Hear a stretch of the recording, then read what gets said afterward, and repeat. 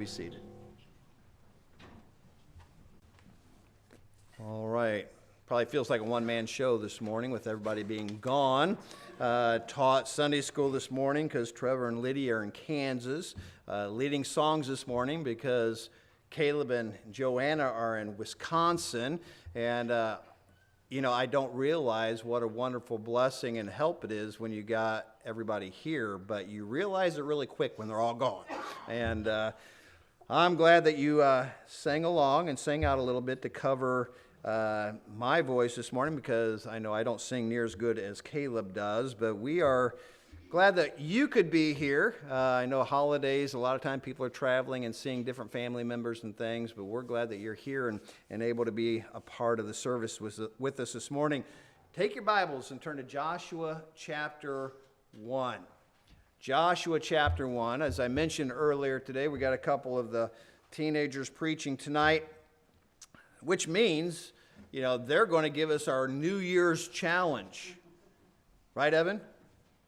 We'll see what kind of a challenge it is. So this morning, during Sunday school, I just wanted to teach a little bit on, more.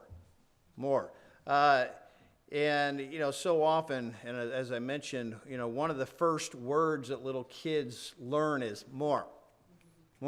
You hear these kids, you give them a piece of cereal or something when they're, old enough to start cutting those teeth and, starting to chew on things, and you give them something, they want more.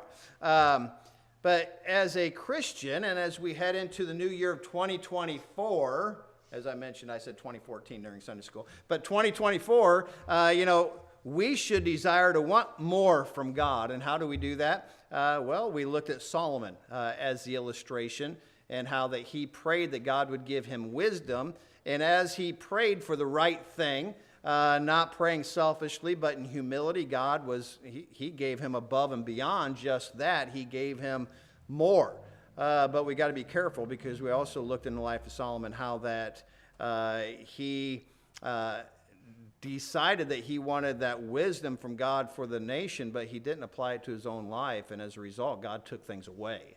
So we got to be very careful, but as we go into a new year, we need to learn how to pray, desiring and wanting more from God. So this morning, I want us to look here at how we can be prepared in a new year. How can we be prepared? In Joshua chapter 1, verses 8 and 9, says, "This book of the law shall not depart out." I wasn't here, but it's my understanding that Gordon was saying, hey, tornado activity tonight. He was the only one, that was saying the sky was falling. Nobody really believed him. But anyways, seem to make goals or make resolutions for the new year. What is that? Well, that's planning to do something.